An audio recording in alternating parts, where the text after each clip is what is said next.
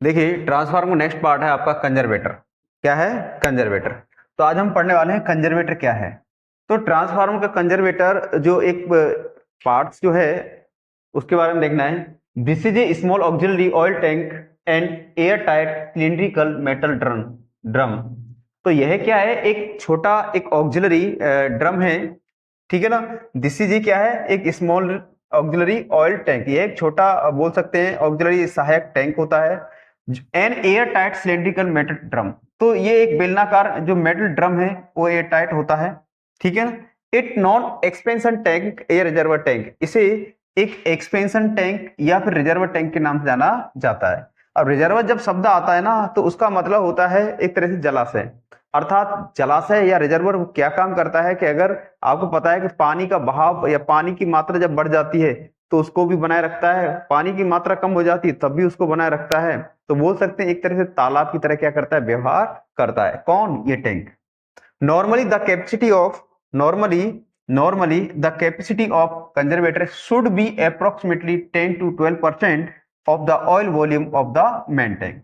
जो ट्रांसफार्मर का जो मेन टैंक होता है, ठीक है ना, उसकी अपेक्षा ये लगभग 10 से 12% क्या होता है? अपनी कैपेसिटी सामान्यतः रखता है। तो मेन टैंक की अपेक्षा ये 10 से 12% अपनी कैपेसिटी रखता है। कहने का मतलब अगर मेन टैंक में 100% ऑयल है तो 100% का 10 से 12% मात्रा ही इसके अंदर तेल की आ सकती है, ठीक है। तो इसकी कैपेसिटी कितनी है? 10 to 12%। This is usually installed on the LV side of the transformer tank above the level of the transformer cover on a supporting frame। तो यह जो होता है ट्रांसफार्मर के एलवी साइड में टैंक, ट्रांसफार्मर जो टैंक होता है उसके एलवी साइड में स्थापित किया जाता है और एक बोल सकते हैं सपोर्टिंग फ्रेम के माध्यम से क्या होता है? ये वहां पर रखा जाता है, स्थापित किया जाता है। अब ये टैंक आप देख पा रहे हो कि ये ट्रांसफार्मर का मेन टैंक है और मेन टैंक के ऊपर ये स्थापित होता है किधर? LV side. ट्रांसफार्मर में एलवी और एचवी दो साइड होती है, तो एलवी साइड में स्थापित किया जाता है, ठीक है। तो यह है आपका कौन? कंजर्वेटर, ठीक। Made by cast iron. ये किसका बना होता है? कास्ट आयरन का, सॉरी कास्ट आयरन का बना हुआ होता है विद सिलेंड्रिकल शेप, एक बेलनाकार आकृति में होता है जो कास्ट आयरन धातु का बना होता है। इसका मेन फंक्शन है regulate the oil level in a transformer.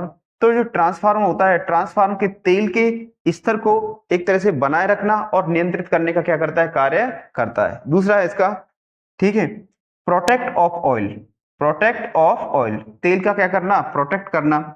तो रिजर्वर जो टैंक है या रिजर्वर है जो ट्रांसफार्मर का जो पार्ट्स है, तो ये आपका हुआ और इससे रिलेटेड जो क्वेश्चंस बनते हैं वो आपके यहाँ से सब मिल जाएंगे, ठीक है।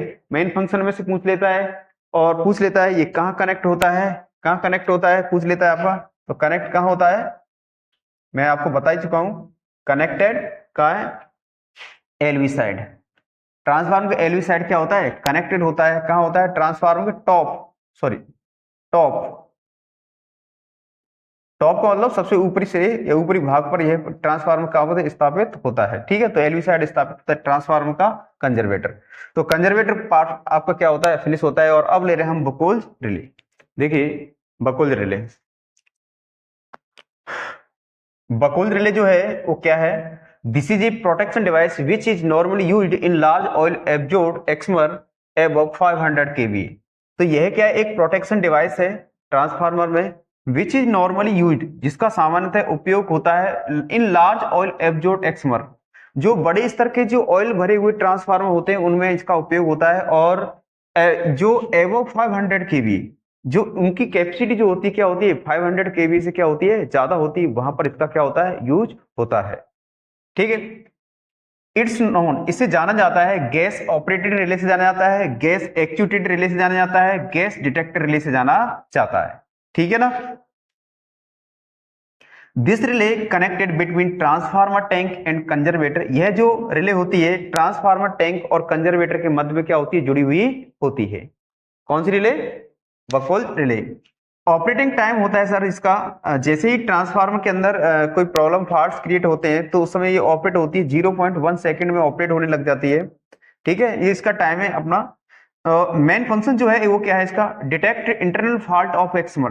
ट्रांसफार्मर के अंदर जो इंटरनल जो फॉल्ट कभी होते हैं तो उनको डिटेक्ट कर लेती है, उनको खोज लेती है और खोज कर क्या करती है, इन्फॉर्म करती है और तुरंत ही क्या होती है, ऑपरेट होती है। उसका ऑपरेट टाइम कितना होता है, 0.1 सेकेंड। ठीक है, it's can not be use on air cooled transformer. इसका उपयोग जो होता है कभी भी एयर कूल्ड ट्रांसफार्मर में नहीं लिया जाता, अर्थात वो ट्रांसफार्मर जिनमें ऑयल भरा हुआ होता है। In this relay mercury in this relay have a mercury switch, ये क्या रखते हैं, एक मरकरी स्विच रखते हैं। और मरकरी स्विच का जो उपयोग होता है, इनमें मरकरी स्विच का उपयोग होता है and mercury switch is automatically work. Mercury switch जो होते हैं कैसे बात करते हैं, ऑटोमेटिकली क्या करते हैं, काम करते हैं। अब मरकरी स्विच जो होता है उसमें क्या होता है, जो स्विच होते हैं उनमें क्या होता है, फील्ड होता है, क्या मरकरी फील्ड होता है, Hg। और जैसे ट्रांसफार्मर में इंटरनल फॉल्ट आता है, फॉल्ट कंडीशन बनती है, तो क्या होता है, मरकरी एक्सपेंड करने लगते हैं, मरकरी क्या होता है उसमें फैलने लगता है एंड कॉन्टेक्ट क्या हो जाते हैं, ओपन हो जाते हैं। और जैसे ही कॉन्टेक्ट ओपन होते हैं कि ये एक स्टार्ट बीप रिले, मतलब रिले जो क्या करती है, एक अलार्म रखती है और एक बीप जैसा मतलब आवाज ध्वनि जैसे पैदा करने लग जाती है, जो इंडिकेट करती है कि ट्रांसफार्मर में क्या आ चुका है, इंटरनल फॉल्ट आ चुका है। ठीक है, it is practically use oil immersed transformer having a rating more than 750 kVA। ठीक है ना, तो कहने का मतलब इसका ऊपर भी दिया है मैंने यहाँ स्टार्टिंग लाइन में, यह जो प्रैक्टिकली उपयोगी होती है उन ट्रांसफार्मरों में जिनमें तेल भरा हुआ होता है। ठीक है ना, और जिनकी रेटिंग कैपेसिटी कितनी होती है, 750 केवी से क्या होती है, ज्यादा होती है। तो यहाँ मैंने 500 केवी लिखा है, यहाँ पे क्या 750 केवी, दोनों ही आपके एग्जाम के पॉइंट ऑफ व्यू पूछे जा चुके हुए सवाल है आपके। ठीक है, प्रिंसिपली क्या है इसका प्रिंसिपल सिद्धांत, generate hydrogen gas inside the transformer tank. जब ट्रांसफार्मर के अंदर हाइड्रोजन गैस पैदा होती है तो गैस पैदा होने के साथ में क्या होता है, ये एक बबल्स पैदा होते हैं। ये बबल्स कहाँ जाते हैं, हीट के तौर पर आसपास से मरकरी स्विच के पास पहुंचते हैं और वहां पर क्या करते हैं, मरकरी स्विच का एक्सपेंडेशन करने लगते हैं और एक्सपेंडेशन करने लगते हैं तो कॉन्टेक्ट ओपन हो जाते हैं और कॉन्टेक्ट जैसे ही ओपन होते हैं तो ये एक अलार्म, एक बीप की आवाज देने लग जाती है और साथ साथ में जिससे क्या होता है कि फॉल्ट डिटेक्शन पता चल जाता है। तो बुकुल रिले जो है आप लोगों की ये है, और इसमें जितने भी सवाल हैं मोस्टली करके सभी वही सवाल हैं, वही आपका है इसके अंदर जो आपके एग्जाम में पूछे जाते हैं। कई बार नाम पूछ लिया जाता है, कई बार प्रिंसिपल पूछ लिया जाता है, कई बार बुकुल रिले जो होती है किन ट्रांसफार्मर यूज लिया जाती है, कई बार ये पूछ लिया जाता है बुकुल रिले जो होती है, ठीक है ना, इसमें कौन सा स्विच होता है ये पूछ लिया जाता है। कई बार ये पूछ लेता है बुकुल रिले का मेन फंक्शन क्या है, कई बार ये पूछ लिया जाता है कि बुकुल रिले जो होती है इसका ऑपरेटिंग टाइम कितना होता है, 0.1 सेकेंड। तो ये सब क्या है, बुकुल रिले के एक इंपॉर्टेंट फैक्ट्स हैं और जिससे रिलेटेड एग्जाम में क्वेश्चन पूछता है तो आप आई होप आप कर पाओगे।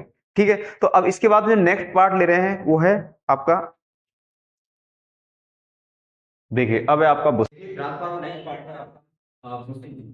बुशिंग क्या है, this consists of a current carrying element in the form of a conducting rod।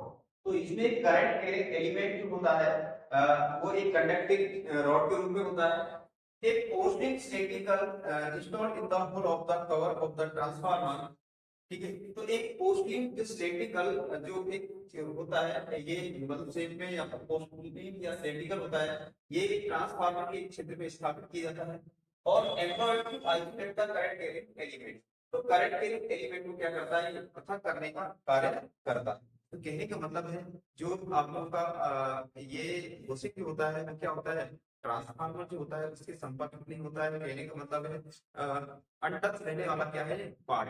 ठीक है, चल अब 33 KV ordinary posting insulator can be used. तो 33 केवी तक, अब तो 33 केवी तक सामान्य पोस्टिंग से बना हुआ एक बुशिंग का उपयोग होता है। ठीक है, पोस्टिंग से बना हुआ क्या होता है, तो अब 33 KV ordinary posting insulator can be used. तो सामान्य 33 केवी क्षमता तक के जो ट्रांसफार्मर होते हैं या कैपेसिटी के लिए ये इसका एक पोस्टिंग इंसुलेटर का उपयोग किया जाता है। This is the insulating structure that facilitates the passage of a drive। This is the insulating structure, ये एक insulating structure होता है। ठीक है, ये एक ऊर्जा को पास करने के लिए सुविधा प्रदान करता है। करंट के conductor through the ground line of transformer. तो क्या बोले हम लोग, करंट के जो कंडक्टर है, ठीक है ना, तो एक एक ग्राउंड की हुई ट्रांसफार्मर के साथ में ऊर्जा को बोल सकते हैं एनालाइज करने का क्या है, इंसुलेटिंग स्ट्रक्चर होता है। कौन, bushing. This is two types, ये कितने प्रकार के होते हैं, दो टाइप के होते हैं, सॉलिड और बल्क टाइप। एक होता है कैपेसिटेंस ग्रेडेड। ठीक है। कैपेसिटेंस ग्रेडेड को sometimes called the conduction type. उस समय के लिए इसको क्या कहा जाएगा, कंडक्शन टाइप में कहा जाएगा। सॉलिड वॉशिंग क्या होती है, इसको बनाया जाता है इसका पोस्टिंग का या फिर इपॉक्सी स्पीड का बनाया जाता है, इसका उपयोग बनाया जाता है एलई बाइंडिंग साइड, इसका उपयोग किया जाता है। कैपेसिटेंस ग्रेडेड वॉशिंग जो होती है इसको डिजाइन किया जाता है एलई बाइंडिंग साइड में, और हाई हीटिंग के लिए इसका क्या होता है, उपयोग किया जाता है। तो बुशिंग जो होता है मोटे मोटे तौर पर देखें तो बुशिंग क्या है, सिर्फ एक पोटली से निर्मित एक बोल सकते हैं इंसुलेटर ही है। और इंसुलेटर ये क्या होता है कि ट्रांसफार्मर के एचपी साइड और एलवी साइड ये दोनों साइड लगा हुआ होता है, जिस पर क्या किया जाता है कि एक कंडक्टर इसमें सेट किया जाता है, और कंडक्टर को सेट करने के बाद में उसका उपयोग आगे की तरफ देते हुए दिया जाता है। तो सिर्फ जब कभी आप देखो ट्रांसफार्मर में कि कई बार कहते हैं कि एक पेज गया, दो पेज गया, तो दो इंसुलेटर, एक तो जो ओवरहेड लाइन जो जा रही है वहां से, और एक ओवरहेड लाइन से तार यहाँ पर कनेक्ट होते हैं, तो ये बुशिंग के माध्यम से क्या होते हैं, कनेक्ट होते हैं, जंप पर डाले जाते हैं। तो वो यहाँ पर पेज का जो डैमेज होना है, खराब होना यहीं से होता है। ठीक है ना। तो यहाँ पर क्या है, बुशिंग। तो अब मेरे नेक्स्ट पार्ट देखें। नेक्स्ट पार्ट है आपका टेप। टेप चेंजर जो है क्या है, इसका मेन पर्पस क्या है, देखो टेप चेंजर देखिए क्या है, ये ट्रांसफार्मर की जस्ट इमेज करो एचवी साइड का, ये क्या है एचवी, भाई डिपेंड करेगा एचवी साइड, एचवी साइड किस डिपेंड करेगा, E equal N divide upon dt। जिसमें टर्न्स अधिक होंगे वहां पर ईएमएफ क्या होगा, ज्यादा होगा, तो कौन सी साइड होगी, एचवी साइड। ठीक है। और अगर यहाँ पर टर्न्स कम होंगे और ईएमएफ कम होगा तो कौन साइड होगा, एलवी साइड। तो ये डिपेंड है कि भाई एचवी कौन सी और एलवी कौन सी। तो ट्रांसफार्मर की सेकेंडरी साइड पहले क्या किया, टैपिंग निकाल दी, और टैपिंग निकालने के बाद सेलेक्टर स्विच कनेक्ट कर दिया। ठीक है। तो सेलेक्टर स्विच जब कनेक्ट कर दूंगा तो उसे कहा जाएगा टैप चेंजर।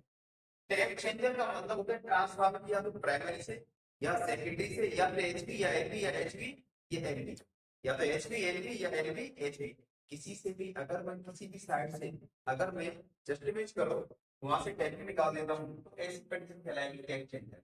ठीक है ना। तो इसका मेन उद्देश्य क्या है कि टैप चेंजर ट्रांसफार्मर में करते हैं, क्यों करते हैं, main purpose to regulate the output voltage of X1, to regulate the output voltage of transformer के आउटपुट वोल्टेज को क्या करना, नियंत्रित करना, रेगुलेट करना, इसका क्या है मेन उद्देश्य। क्योंकि ट्रांसफार्मर का आउटपुट वोल्टेज काम जैसे कि हमारी तस्वीर में बोल रही है कोई भी, ठीक है, तो वहां पे क्या करते हैं हम, अगर उसके आउटपुट वोल्टेज को स्टेबल कर पाते हैं तो वहां से जुड़ने वाले जितने भी कंज्यूमर के लिए जो सप्लाई लाइन जा रही है उनके लिए क्या होगा, वेरिएशन नहीं होगी, वेरिएशन नहीं होंगे तो क्या होगा, उनके डिवाइस का टेबिलिटी होगी, और उनकी मतलब ये है कि वहां पर एक प्रॉपर तरीके से कंज्यूमर पावर लोड का यूज कर पाएगा। ठीक है। तो इससे क्या है कि फ्लक्चुएशन जो प्रॉब्लम्स है उसमें क्या जाती है, कमी आ जाता है। A tap changer is a mechanism in X1 which allows the two variable terms ratio to be selected in stage. तो टैप चेंजर क्या है, एक ऐसा मैकेनिज्म है ट्रांसफार्मर में जो क्या करता है, विभिन्न टर्म रेशियो को, बहुत सारे वेरिएबल मतलब वेरिएबल टर्म रेशियो जो होते हैं उनको एक अलग अलग स्टेप में क्या करता है, सेलेक्ट करता है, चुनाव करता है, वो क्या है इसका काम होता है। ठीक है ना। इसका टैप चेंजर, एक tap changer is used in a tap changer is used on a X1 for adjustment in secondary voltage। तो एक टैप चेंजर का जो होता है ट्रांसफार्मर जो उपयोग होता है सेकेंडरी वोल्टेज को एडजस्ट करने के लिए दिया जाता है। ये कितने प्रकार के होते हैं, दो प्रकार के हो सकते हैं, मैनुअली और on load. Manually tap changer जो होते हैं उनको NLTC on load tap changer कहते हैं। ठीक है। और ऑन लोड टैप चेंजर जो होते हैं उसको OLTC या ON on load tap changer कहते हैं। तो टैप चेंजर में से जो मोस्टली करके आपके चाहिए वो क्वेश्चन आता है इसमें ये है कि ट्रांसफार्मर के किस साइड से टैपिंग निकाली जाती है जिससे उसका आउटपुट वोल्टेज स्थिर रहे। तो ध्यान रखना अधिकांश एचवी साइड से क्या होता है, उसकी ये टैपिंग दी जाती है। ठीक है। कौन सा साइड बोलेंगे, एचवी साइड। देखिए ये और बच्चे आपके ट्रांसफार्मर के जो पार्ट हैं, एक है आपका ऑयल केस, ठीक है, और एक है आपका टेम्परेचर केस। तो ऑयल गेज क्या है, दिस पार्ट्स कनेक्टेड, यह जो पार्ट होता है कनेक्टेड विद कंजर्वेटर, कंजर्वेटर साथ जुड़ा होता है या फिर मेन टैंक से जुड़ा होता है। तो ट्रांसफार्मर के कंजर्वेटर या मेन टैंक के साथ क्या होता है, जुड़ा होता है, क्या मेजर करता है, ऑयल ऑफ लेवल, कि भाई ट्रांसफार्मर में तेल का स्तर कितना है, कितना उसमें भरा हुआ है, उसको ये व्यक्त करेगा। कौन, ऑयल। फिर आपका टेम्परेचर गेज, टेम्परेचर गेज क्या होता है, कहाँ कनेक्टेड होता है, ये main tank of transformer, transformer के मेन टैंक से जुड़ा होता है। मेजर क्या करता है, ऑयल टेम्परेचर के, भाई ऑयल जो है उसके अंदर भाई लोड के कारण ट्रांसफार्मर में ऑयल के अंदर लोड के कारण ट्रांसफार्मर ऑयल के अंदर टेम्परेचर बढ़ता है तो एक्सपेक्टेशन करता है, ठीक है। तो वो तो ठीक है करता है, लेकिन उसका ऑयल का टेम्परेचर जो है उसको मेजर करने का काम कौन करता है, टेम्परेचर गेज। फिर एक्स1 जो होता है ट्रांसफार्मर जो होता है, ट्रांसफार्मर में ऑयल जो टेम्परेचर होता है वो ऑयल टेम्परेचर कितना 100 डिग्री सेल्सियस से ज्यादा नहीं होना चाहिए, नॉट एक्सीड करना चाहिए, लगभग 55 डिग्री सेल्सियस जैसे अप्रोक्स वो टेम्परेचर, तो उस तरह के ट्रांसफार्मर को नो लोड कर देना चाहिए। अगर आपने ट्रांसफार्मर को नो लोड न किया तो ट्रांसफार्मर के अंदर गैस रिसाव की प्रॉब्लम होगी, ठीक है ना, धुआं स्टार्ट हो जाएगा। जैसे मैंने बताया हाइड्रोजन गैस होती है, मीथेन होती है, इथेन होती है, कार्बन डाइऑक्साइड गैस होती है, ठीक है ना, हाइड्रोजन गैस होती है। ये सब गैसें क्या होंगी, डिसॉल्व होने के बाद में, मिलने के बाद में क्या होंगी, ट्रांसफार्मर के अंदर एक तरह से हो सकते हैं ब्लास्टिंग या फिर उसके अंदर फुल फटने की पॉसिबिलिटी बनने की संभावना बन जाती है।